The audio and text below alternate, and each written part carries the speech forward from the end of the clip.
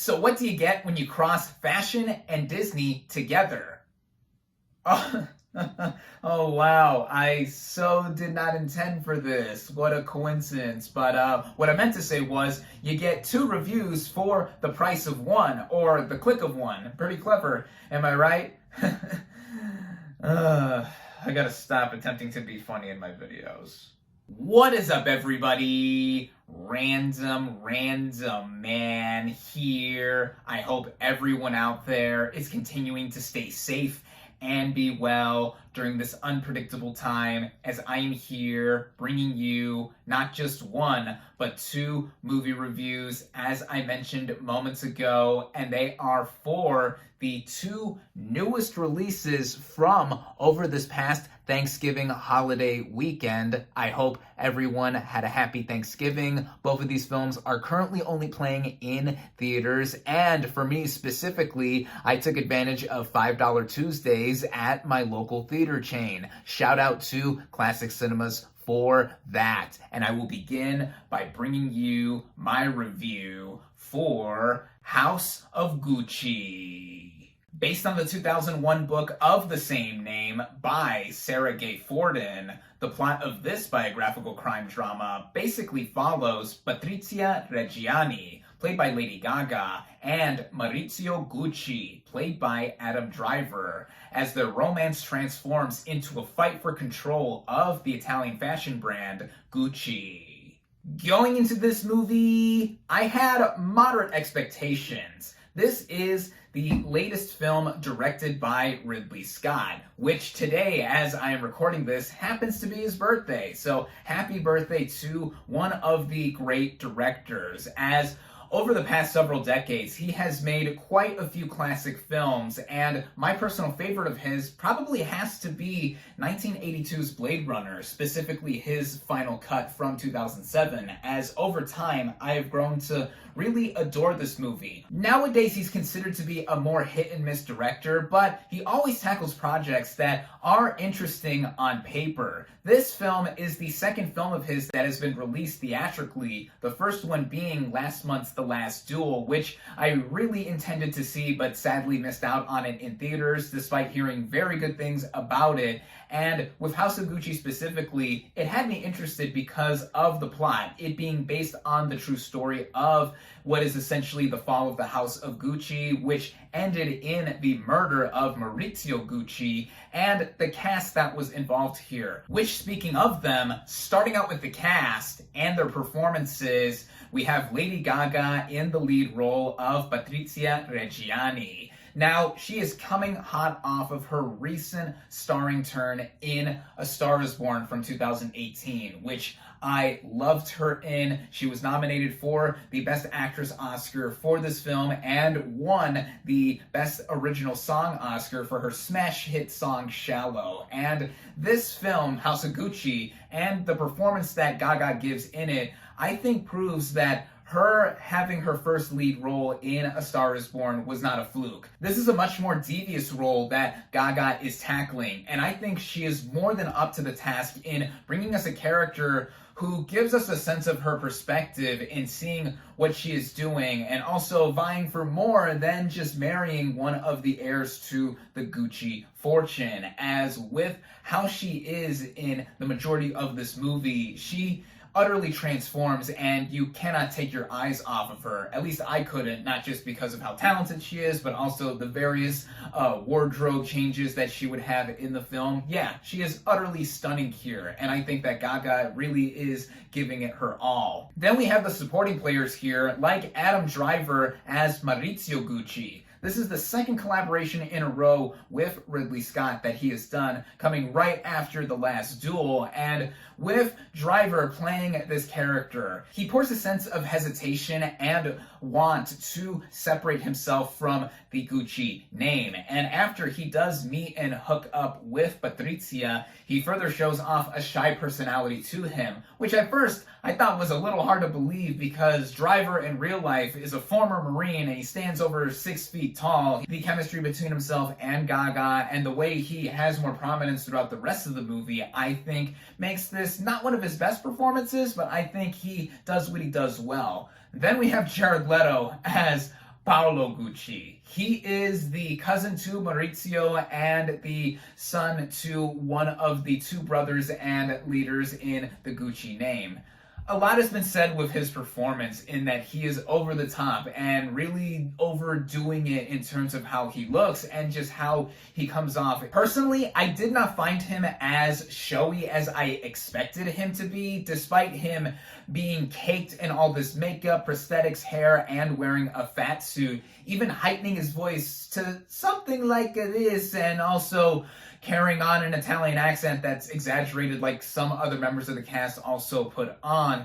But yeah, I guess I admire what he was doing here and what his use in the plot also has with the rest of the feuding between the Guccis. I thought works, despite it being more so hot and cold. Then there's Jeremy Irons as Rodolfo Gucci, the father of Maurizio, who, in contrast to Leto, doesn't even attempt an Italian accent in this movie. And he's not in this movie for much, but his character is mainly there to try and give a word of warning to Maurizio that he is thinking that Patrizia is only in it for her wanting to be with the Gucci name and essentially being a gold digger. Irons does what he does as well. I mean, you know, he's a veteran actor, and I guess here he didn't have much to do, but I always like seeing him.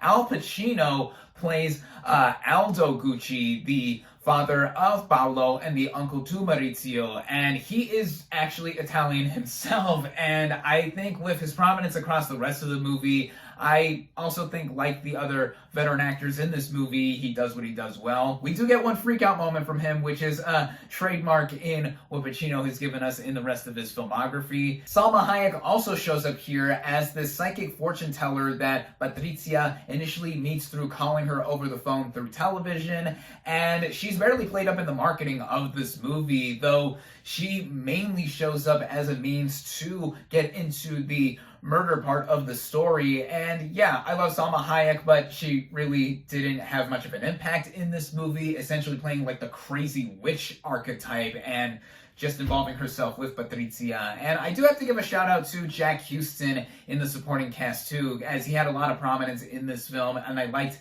his integration within Gucci as a whole, and he wasn't just a side character that was there just to be there. So all in all, I think the performances were hit and miss, but I think that it's mainly Lady Gaga as Patrizia that is the standout here. The writing of this film bookends the movie where we see the murder of Maurizio Gucci at the beginning and at the end.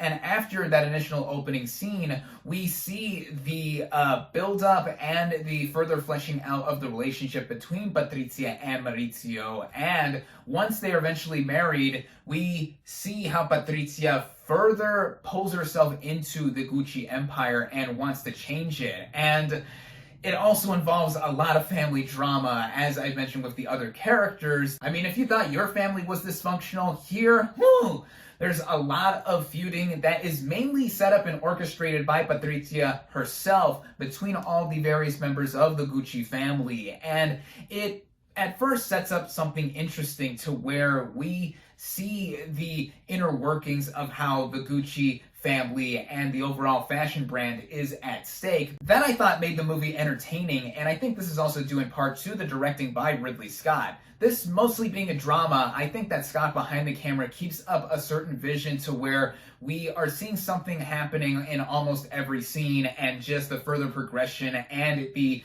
time spans of this film make it so that, yeah, it feels like a sprawling story with, of course, a famous fashion brand being at the forefront. Which brings me into some of the technical elements, like the actual Gucci brand being on display, whether it is the various choices in fashion, the production design, and how this film crosses between decades, the way it is shot. Yeah, this is an overall quality production in terms of how it is catching to the eye. Very lavish and stylish. With all that being said though, once the film enters a certain point, about 2/3 of the way in, so after 2 acts before the final act, it switches perspectives as we are mainly with Gaga's Patrizia for a lot of it, and then we transition to Driver's Maurizio. And I think that with Gaga out of a lot of the movie at that point up until the very end, it loses a lot of its luster. And I think that it drags on to a slog to where I felt that not much was happening, and then the movie suddenly remembers, oh, there's a murder plot in here that just gets thrown in, and the final 10 minutes or so just amount to that being done in a Cliff Notes sort of style. That I found jarring because the movie is lengthy enough as it is, running at just over 2.5 hours. I really felt that running time as it was wrapping up. And then also, the film, in switching perspectives about 2/3 of the way in, also had an effect with the tone being inconsistent. The film tries to go for this camp kind of feel while also mixing drama here and there. I think a lot of the camp does have to do with some of the performances, like Leto and what he does here, but I think the movie was played up more seriously than it was initially thought of in concept. At least that was the intention that I got. And I also felt there were missed opportunities here to further flesh out what happened leading up to the murder of Maurizio, as allegedly orchestrated by Patrizia. But again, as I mentioned, that's just all thrown in at the last literal minutes of the film, and it could have been done better if we had seen this in a miniseries sort of style instead of this overlong film. And it amounts to something that I felt was only okay. I think it mostly works and is worth seeing on some level due to Gaga's performance here, and also just how the production is overall. There has been quite a bit of division in terms of the consensus on this movie, and of course, as with any film, it is up to you to decide if you do forego in seeing this film, and I cautiously recommend it. With that, my final verdict for House of Gucci is 3 out of 5 stars. Finally, here is my review for Encanto. Now, the plot of this computer-animated musical fantasy comedy basically follows a young Colombian girl named Mirabel, voiced by Stephanie Beatriz, who faces the frustration of being the only member of her family without magical powers. Going into this movie, I was very much looking forward to seeing it. This is the 60th film, yes, 60th feature film from Walt Disney Animation Studios, with their very first film, of course, being Snow White and the Seven Dwarfs, also straight up the first cel animated feature film ever. And now, decades and decades later, and dozens of animated features later, we have Encanto. Just earlier this year, we had Disney's 59th animated feature film, Raya and the Last Dragon, which I loved. And now Encanto follows that up. It, just like every other Disney feature film, had me interested to see what could be done with a concept like this that immediately had the Latino in me really wanting to see it, and also it having on paper a Disney princess journey story that is not typical while still involving magic. And speaking of that Disney princess, we have Mirabel as voiced by Stephanie Beatriz. Now, a lot of us know her as Rosa from Brooklyn Nine-Nine, and even earlier this year in another musical film, she showed off her singing chops with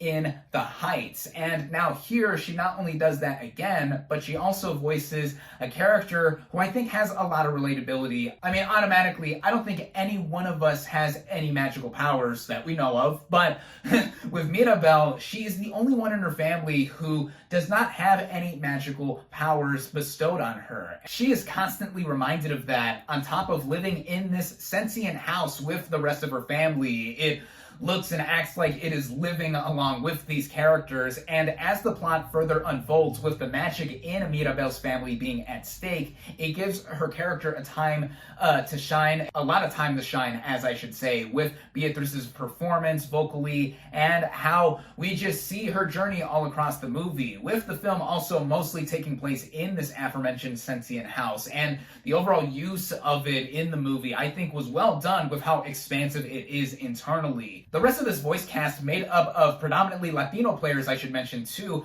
I think do great jobs as well, but I think some standouts here include John Leguizamo as Bruno, this shunned member of this family who enters the picture later on, but once he is within the narrative, he is both very funny and also contributes to how pivotal the film is in further progressing Mirabel's journey. There's also Diane Guerrero as one of Mirabel's sisters, Isabella, who has a standout moment here, involving a rift between herself and Mirabel that has to be sorted out. And this also brings me into a lot of what this movie is about anyway. Family, as this has a big family at the forefront within the narrative. And again, one of its members was not given magical powers when she became of age, which is the main thing that has the film go along with the discovery of what it means to be special and just how unique you are with or without magical powers, which thematically, of course, it's a great thing that is friendly for the whole family to be able to learn and take away from. It may not be anything new, but it's always remarkable to reinforce that, especially with an animated setting like this. And let's talk about the animation of this film, and it's an understatement to say with every new subsequent feature from Disney that we get, in how we praise the animation overall, just with how colorful this movie is, the vibrancy, the imagination, and the designs in it. It's all top tier A-rate stuff. And with this film specifically portraying Colombia, that is something that I think is so unique to do. I mean, just a few years ago with Disney and Pixar, we got 2017's Coco, which spotlighted Mexican heritage. And I, of course, love that movie with myself being personally of Mexican descent, which makes me curious to see how people from Colombia or are of Colombian descent react to this movie in their culture being spotlighted, as I was so enveloped in seeing it all being played up on screen on top of the animation being so amazing to look at. And given that this is a musical, there's quite a bit to be involved with how the framing of this narrative goes and characters breaking out into song and such. And it's also interesting to note with this movie having songs done by Lin-Manuel Miranda, who's been having quite a year this year with all of the projects he's been involved with musically, as In the Heights I already mentioned. Last week I saw and reviewed Tick Tick Boom, which I loved as well, and I loved the songs that he did for Encanto. From the opening number introducing all the characters and the overall setting of